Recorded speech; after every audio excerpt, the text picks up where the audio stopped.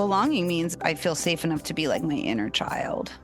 I can be just messy or silly or sad. I have a 5 and a 7-year-old. And so belonging means a place that I can be that free. There's a sense of freedom to me in it. And it means that the love I give is also rooted in freedom in those spaces and not rooted in scarcity or rooted in need to own. So who I become in those spaces because of the environment itself conjures the best of me, the least scared, the most brave. Welcome to the Common Good Podcast, a conversation about the significance of place, eliminating economic isolation, and the structure of belonging. My name is Joey Taylor, and I'm the producer of the podcast. For this week's episode, Sam Pressler and I speak with Kate Hanisian. Kate is a strategist and social change advocate that is deeply driven by the question, how might we design a more connected, sustainable, and inclusive world? She co-founded Design Impact, a nonprofit social innovation firm in 2009, building a small idea into a successful nonprofit that addresses complex social challenges through the lenses of innovation, equity, and leadership. She now serves as the Chief Strategy and Innovation Officer within the YMCA of Greater Cincinnati, and is also the lead facilitator of the YMCA North American Network, where she works with leaders of the largest YMCAs in the US, Mexico, and Canada. You'll hear a refrain throughout this conversation that the YMCA is a microcosm of the American context, complete with a shadow side as well as opportunities to heal, find joy, and offer belonging. We start this conversation with Kate describing why she decided to make the transition from Design Impact to the YMCA. There's a lot of reasons, really. I think that as I got deeper and deeper into doing systemic racism work around systemic inequity, came across a lot of realizations within myself about how I was not proximate to folks that really thought much different than me.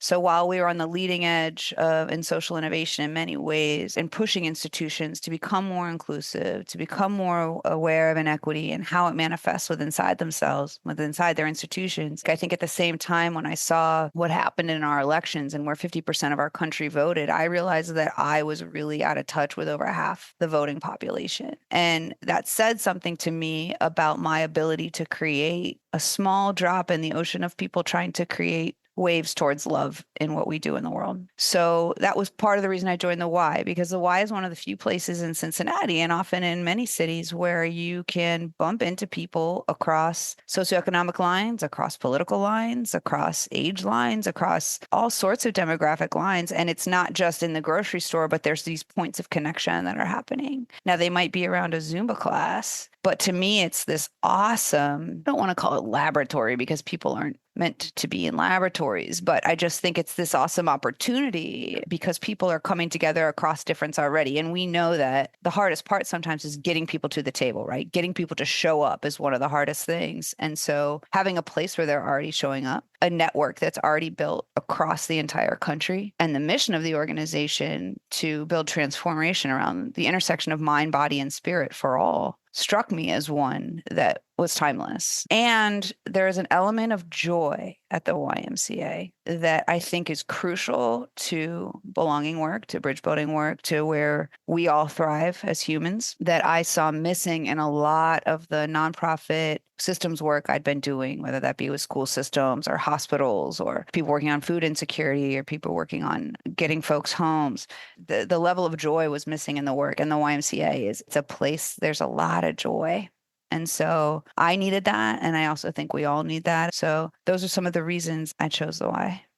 I came up in the Y. My grandparents were the founding members of the YMHA in the town I grew up in. Oh, wow. And then I spent so much time on the basketball court there that they gave me the keys and just started paying me to open and close. So my first job was at the YMCA. So funny. And it transitioned from the YMHA to YMCA while I worked there. So I saw that transition. The Y holds a really special place in my life. And I think because of that, I see both the incredible civic potential of the Y and also its limitations. You came into this role with an innovation angle, particularly in Cincinnati, but also thinking of its national footprint that you were speaking to. Mm-hmm. Where do you see its civic potential in the 21st century? First of all, thanks for sharing your why story. It's crazy. People, strangers, a lot of people have a why story that is important. Maybe I'll start there in that the civic potential sometimes is in something as simple as it was a place to play basketball. I think sometimes we overthink these things. We all need physical spaces that we can feel safe and we can have an environment of whether we're developing our mind, our body, or our spirit. When I think about where we are as a world, I have to recognize my own bias as someone that has had the opportunity and the privilege to have lots of education. And there's certain values and skill sets or whatever that we tout a lot of inclusivity, but end up being in very similar levels of education, race, class, et cetera. The Y is very much an institution that I think about 40% of our members right now are on some sort of scholarship, if not complete scholarship. So again, this is about me getting back to where are places where it's not just people that think like me, even if those people think about inclusion all the time. And so when I think about civic potential, I think about rooting myself in a place that isn't necessarily fancy or isn't necessarily on one side or the other politically, although I definitely have my own personal opinions. Like that's hard for me. That's a point of tension for me with the YMCA, a big point of tension, but it's important that we're wrestling with that. I had always viewed the Y as one of the more cross-class institutions in American life. But then last year, I ended up going down this research rabbit hole of talking to a lot of local Y leaders across the country. And actually learned that in most places, it's still not fully kind of representative of the socioeconomic spectrum. It does tend to skew kind of middle class and upper middle class. And so I am curious, it sounds like the Cincinnati Y is kind of a real space of cross-class inclusion. And I guess if that's true, I'm wondering what you all have done as an institution to enable that cross-class space to happen when so many others seem to struggle with that challenge. I think we do a good job. I do not think we have it on lock in Cincinnati. I do not think we necessarily have that figured out. There's a lot of historical reasons why the Y serves the group of people that it serves. I would say in general, it does not tend to serve the poorest of the poor with all of its programs, although we have a food kitchen. So there are some programs, and it also tends not to serve the wealthiest population. So I see it as that big middle-ish bubble. But I don't think we have that figured out. And I think it's rooted in economic structures that put profit over people, and that's built into our history. The YMCA is an old institution, but it was started as a volunteer institution. So, I mean, it sounds like you know Y history, which is really cool. You probably know better than I do, but this building I'm in was built in 1917. We didn't have a full-time staff member. We were serving thousands of young men at the time, and there wasn't a full-time staff member until the 1930s. So it was not an institution that was built on necessarily wealth generation as a model, and that sort of changed throughout time, right? We've changed in some of our business model practices, but the reason I think we're at an incredible point now is because that growth has stagnated, and the Y has an important choice to make. It turned in from a completely volunteer-led organization in its early days for quite some time to a $9 billion industry.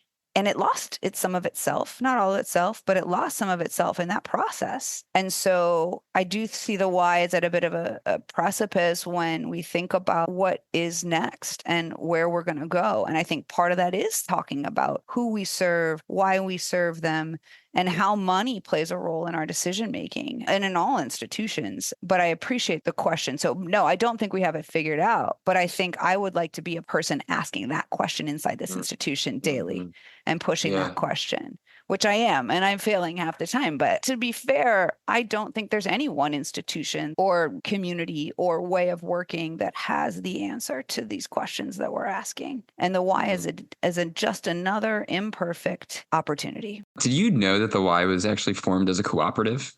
No, but that doesn't surprise me. That does not surprise me. I love that for us. I love that for us. Thank you for teaching me that, Sam. So there's something so interesting about like the Y's trajectory, where is this cooperative initially formed in the UK, focused a very small scale cooperative focused on the moral formation of young men as this kind of point in mass transition around industrialization happened. And then there's a way in which like the Y has mirrored American life at every stage. Baby boomers in particular, yes. So it went from a cooperative to then more of a kind of progressive era voluntary organization, much like the Rotary clubs and all of that. Yeah. And then it went from that to basically an arm of the U.S. military's war effort and like the Patriots and Flyers. And then post-war, it made that shift, right, of mirroring the corporatization of all these nonprofits and kind of lost its view of moral formation and it lost its view of cooperativism and became trying to compete with the fitness center craze of the 70s and 80s. This leads us to like, where is the why now when in some ways that neoliberal view that it tried to mirror is kind of coming undone. The why at the same time is asking like, what is the why after neoliberalism? Yeah. Wow. Great. Yeah. So interesting. So I think of myself as a bit naive sometimes, a lot of the time. And sometimes I think that's a strength. And then I often realize in my dark moments that it's a weakness. So what I'm about to say might sound naive, but I think the why, and I can't speak for the YMCA. Like we're obviously on a podcast that's going to be distributed. I am a singular person that works at the YMCA, so I'm not the voice of a very complex, very large institution. But I think that the YMCA has an opportunity in front of it that no other institution does. And I think that it is not unified right now in terms of what to do with that opportunity. But I think that there are many of us who have clarity around what the opportunity might be if we move in this direction back to a form of what I don't want to say going back to what was, because it was problematic and it had its weaknesses. Now the question is, and I think about this question a lot, this is this innovation question, which is like, can we actually change institutions? Can institutions themselves heal? Can systems heal? Or is just even the idea of a system the problem in the first place? The idea of a system is just a reflection of our own human illness. Or is every institution just like a person? We have a shadow side and it's got its shadow sides. And if we learn to deal with them, if we work to reconcile them, if we do that internal work, simply when I think about fractals, right? Things that are true at the micro level also can be very true at the macro level. If we work on ourselves, we never fully get rid of these parts of ourselves that limit us, that hurt others, whatever. But the more we can become aware of them, the better we can be, right? So I don't know the answer to that question. What I like about the why is that it's a system that held on to a lot of its community. It's very location based. It is not very top down, which is why it has a hard time changing as a whole. So every why is really different. You've got horse camps, you got senior centers. It's like a hodgepodge of stuff, man. You might hear about the swim and gym, but we have 20 different strategies, lines of business. I mean, it's just childcare and food pantries and housing and camps. So it's hard for the entire institution to agree and to change. But I am naive in my thinking, maybe, in that it can. It can.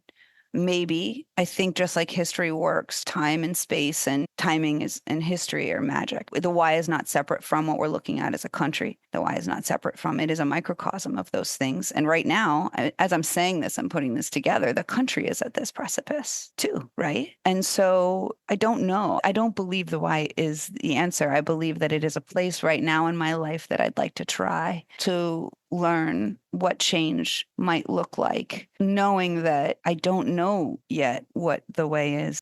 And I'll never know, right? Till the day I die. So you said you don't know if institutions can heal. Obviously, you kind of think they can, though, because... Well, it's a question I've been thinking about. Yeah. I think I would like to hear you talk just a little bit about why are you tipping towards the yes in that question? And what are you doing particularly using your own kind of unique genius as Kate to try to bring that healing into the why? At the core of it, maybe it's that same thing I was saying about fractals or micro to macro. Systems are made up of humans and humans are messy. And I guess if I believe that I can heal or small groups can heal, like at what point do we believe nothing can heal? Is it when it becomes what? What is it? What are the things that make healing impossible? Do I think structures would have to change? Absolutely. Do I think the way we think about money would have to change? Absolutely. Do I think, et cetera? A lot of things would have to change. And healing is an ongoing process. There isn't a day we wake up and we're fully healed, I believe. I think the reason I choose it is because there's so many lives that keep coming here. And we recently did some research with Children's Hospital, which is the largest children's hospital in the country. It's the #1 children's hospital in the country. It's an incredible research institution. And we did some research around belonging as defined by our community, by our members. And I was convinced we were going to come back with some results that didn't shake out across race or economic lines, that maybe our white members felt a greater sense of belonging or our middle class wealth. And there was no discrepancy. It blew my mind because I had been like, I'm going to use this data to tell everybody that we're so screwed up But I think it was 86% of folks replied that they feel the Y is a safe place to be their authentic self. You've got how many millions of people are participating in that. That's something worth paying attention to. So do I think institutions can heal? What am I doing? A lot of things. I am working a lot, not just on this idea of belonging, but also this idea of bridge building across difference, which it's a Venn diagram. They're overlapping, but they're not necessarily one and the same. So I spent a lot of my time thinking about the intersection of DEI, which I spent a lot of time working on, and bridge building and belonging, and where those overlap and where they're problematic and where they argue with one another, and how to think about those within an institution. We are working right now to train 1,000 volunteers, which we have a strong volunteer program in bridge building and belonging. And they're going to be starting small groups based on interests. So whether that's a biking club or a whitewater rafting club or a Spanish group or whatever. But the goal of those groups is to bring people together across difference and to actually have them have a deeper relationship or sense of belonging with one another. But we are starting with that idea that they have a common interest. So they all want to learn Spanish. Great. Are the people in that group coming together across race? Are they coming together across class? Do you, as a small group leader, know how to facilitate that moment? Do you know how to hold that space? The why then becomes the place that can hold that space. Early on in this podcast, especially through the involvement of John McKnight, we would talk a lot about how systems and institutions themselves were the problem, and what we need more of is associations. And so he would make that dichotomy. Now, of course, it's not that clean. And one thing that you're highlighting with this example that you gave is that you're using an institution to convene associations. Right? Yeah. Thank you for saying that so succinctly. Yeah. I hadn't thought about it that way before, and that's really powerful. As we pause and take a breath, let's listen to a poem that Kate recited. This is Wellness Check by Andrea Gibson. In any moment, on any given day, I can measure my wellness by this question. Is my attention on loving, or is my attention on who isn't loving me? About this poem, Kate says, and I think that could even be, is my intention on love, or is my intention on where love isn't? And that is, for me, a reminder that means something to me when I come home to myself and ask about my own wellness, is how much of my day have I spent on loving? Let's listen to it one more time. In any moment, on any given day, I can measure my wellness by this question.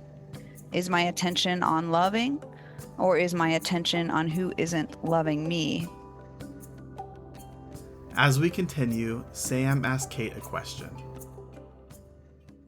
I have a lot of imaginations around the why.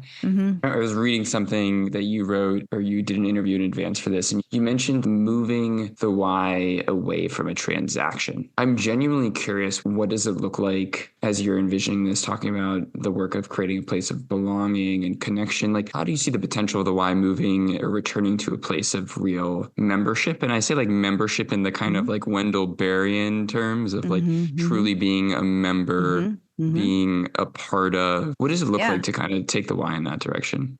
Part of the reason I'm here also in Greater Cincinnati is because of the vision of Jorge Perez, who is our CEO. So we have our mission that all Ys share, but then we have our vision, which is really around building joyful and inclusive environments where individuals reach goals, make friends, and connect to a cause greater than themselves, which is really, we define that as achievement, relationship, and belonging. And so that idea of what is belonging and how are we doing it is a huge part of my work. So recently, that was part of the work with Children's Hospital, is having the community themselves define what that meant.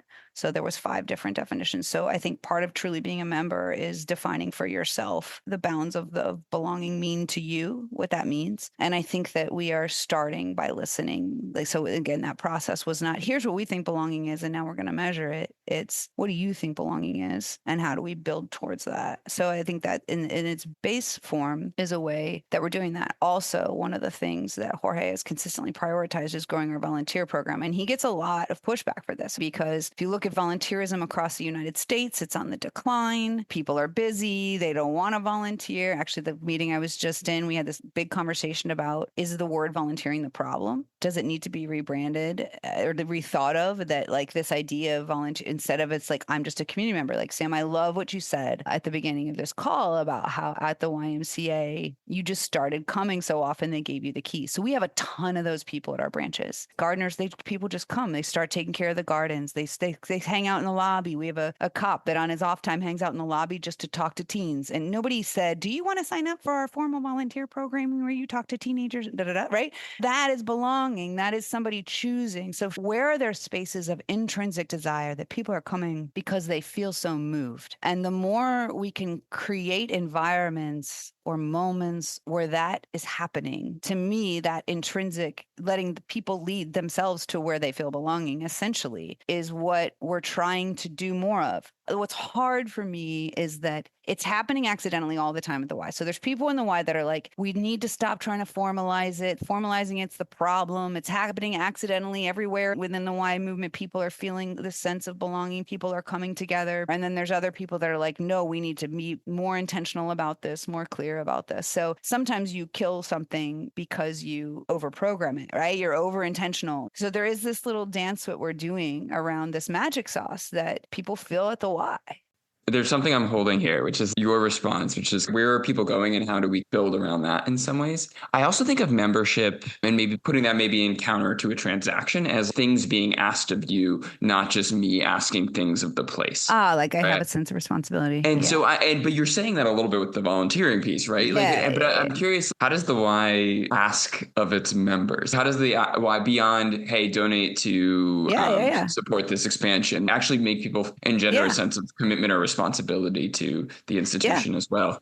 I think we're doing it. I think we could do it better, but through tons of volunteer opportunities. The numbers are consistently growing in our number of volunteers. So giving people opportunities to show up. And then every one of our Ys, which is rooted in neighborhood and rooted in the place, but they each have their own Facebook page per neighborhood and they all have their own way. They all have their own board of people that make decisions for that, which is a nightmare strategically within a system. If you were trying to design the most efficient system, you would not give every single little branch its own board of directors, but that's what we have. And so those are all people working in volunteer ways to say, I care about the future of this little place or this big place. I think those are some of the ways that we're giving people those opportunities. I mean, did anybody come to you? Maybe they did, Sam, and say, hey, Sam, I want you to start cleaning this up. I would say if that did happen, you were already feeling it and you were already showing up intrinsically. There was just an interaction. It wasn't like, oh, I have a strategy to have. I mean, yeah, like, right. And do what people work at the Y. It's sort of part of the air we breathe, right? Like they come to members and members come to them and say, how can I help each other? Hey, so-and-so wipes down the equipment every time when he's done because he just he likes to do that. So now we're going to ask it. So it's in these little interactions that it's happening all the time. Can I ask you a question? I love that you know so much about the Y. I've never met anyone that doesn't work at the Y that knows so much about the Y. And so I'm curious about your curiosity and thinking about it. I appreciate the question. I like when the tables turned. So yeah, formative for me. If I wasn't in school and I wasn't at home, I was at the Y, right? So it's in a genuine third place sense. It was the place that I spent my entire childhood. Speaking to your point earlier on the informality of the asks, I was offered the job because I was there in the morning before school, and then I was there after school, and then basically this guy was like, "Okay, I don't need to convince anyone to show up, and he'll mop the court before he shoots, and then he'll clean the court when it's done." I could count on him to do that. And I became a Special Olympics coach because there was a guy who would hang out at the Y, and he brought me into the Special Olympics, and I started coaching Special Olympics basketball and volleyball. And that all happened because like the Y was just like a civic platform for that. So that is where I've seen in my own life the very powerful civic potential. I think there's something that gets me really energized about the Y's very strategic positioning, which is at a moment in time where we are talking about a dearth of civic opportunity, particularly civic opportunity to engage and build relationships across class. You have an institution that basically anywhere you are in the United States, you're within an hour of the Y. Exactly. And basically a value of real estate that could not be accumulated at this moment in time just because of its history. Right? Somebody has that number. Yeah, like real physical assets. And I think with that strategic strategic positioning, you start to imagine all of its potential and the room that it has to continue to realize that, because no organization can get to the strategic positioning that the Y has as an organization. That's the thing that gets me so excited around it is just because of its history, how it is so potentially distinctly situated to take on this moment, and how do you get from where it is to kind of its true potential. Yes, thank you for explaining that. And I like how you called it an opportunity. I agree with you. And I also feel like a responsibility. And because of all of that, what you've identified as forms of power, really, that the institution has and has acquired, and in some cases in unethical ways, what is the responsibility back to society? And I think that's kind of what we're talking about to some degree. You said that some of you all in the leadership of the Y have some clarity on what the Y should or could be. To use a design impact phrase, what is the pathway to the future for the Y? I have the clarity around what it should or could be. And I think there's some of us that do. Also, about a third of my work is with an institution called YNAN. So it's the YMCA North American Network. That's the 70 largest Ys in the Canada, US, and Mexico. And my job is to help facilitate some conversations with those CEOs in that group. And so when I speak, I'm not just speaking from a perspective of having interactions in Cincinnati, but also having a lot of conversations and interactions with the 70 largest YMCAs in our continent. I would say that there is not alignment. So the vision that some of us have towards the pathway to the future is not clear at the international or continental level, which is where my grief comes from and my impatience lies and my skepticism goes. And I also know, like would Martin Luther King, for example, have been able to do what he did if all the pieces of the moment hadn't come together? I think of the Y as like that. I think that we're missing right now the catalyst that's going to shake us right into the direction that I see. I could tell you all my strategic ideas for the pathway to the future. I could tell you, if we just did this, and then I think we do that, and then we do that, and then we'll get there. And I have a lot of reasoning to think those are not rooted in ignorance or rooted in experience or rooted in lots of things. And also I could be totally wrong. And this idea of emergence, like, I don't know. I'm working towards that. And I can tell you what the ways we're working towards that. And also I don't know exactly if and when and how the Y is going to do that.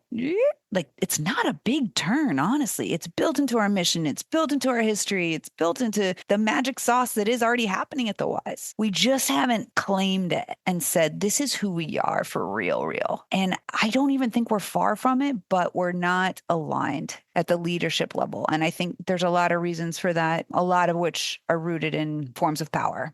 I'm so struck by like how the Y that's needed in this moment is essentially a version 2 of where the Y started, which is one that recommits to cooperativism and moral and like a view of the moral future rather than a kind of right. Like that's and it doesn't need to just be for men, although I do think there's a role for spaces for completely disconnected men. But it does strike me that like the moment that the Y started in, which was immense change in society in terms of economic dislocation, in terms of geographic dislocation, in terms of social dislocation, and the view that we have a set of people who are detached and disconnected from kind of the relationships and the responsibilities that imbue our lives with meaning. Let's build something that starts to meet that and provides a kind of pro-social outlet for that. That's kind of the moment that we're in right now. It is. As I was just about to say, is that that's the moment that we're in right now. We're a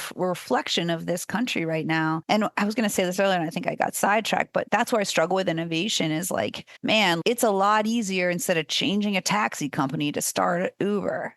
And that's why I'm fascinated and jealous at times of people working outside of systems, often like some of the work that you talk about and the work that Peter talks about and all of the folks that you tend to interview, right? Is that we're working on starting these sparks outside of systems because the arduous nature of trying to change this existing thing is too complex. But could we start at a smaller level and grow from there? And that to me is the existential question of where I place my time every day when I wake up. Is it possible even to look at an institution like this versus should I be operating outside? That's my question. I don't have it answered. I feel like there's going to be times in my life when I work on different elements of that. And right now I'm in this particular place in time. Okay. So you asked all these folks in this partnership with Children's what belonging meant to them. Yeah. What does belonging mean to you? I struggle with definitions because they pin us down so hard. And I feel more complex than that around a question like that. Um, Belonging means I feel safe enough to be like my inner child. I can be just messy or silly or sad. Like I have a 5 and a 7-year-old. And so belonging means a place that I can be that free. There's a sense of freedom to me in it. And it means that the love I give is also rooted in freedom in those spaces and not rooted in scarcity or rooted in need to own. So who I become in those spaces because of the environment itself conjures the best of me, the least scared, the most brave. That's incredible. Yeah. How are you feeling right now? Oh, I'm feeling hopeful, sentimental, vulnerable. How are you feeling right now? I'm feeling good. I mean, you mentioned a 5-year-old, and I'm just like, oh my gosh. My 5-year-old has started freestyle rapping. He can't rap. He can't rap. And he's like doing it at parties, you know? He's like, I'm about to show you my rap. And I'm just like, wow, wow. What does it look like to belong to myself that much? Hell yeah. Yeah. So. Be so gutsy. Thanks for listening. Check the show notes for more information about Kate, Design Impact, the Wise partnership with Cincinnati Children's Hospital, and a lot more. Also, this is our last conversation with Sam Pressler. Deep gratitude to him for his time, thoughtful questions, and for being such a powerful force and binding all of us together. If you haven't done so yet, please check out the Connective Tissue Policy Framework. You can find a link in the show notes. This episode was produced by me, Joey Taylor, and the music is from Jeff Gorman.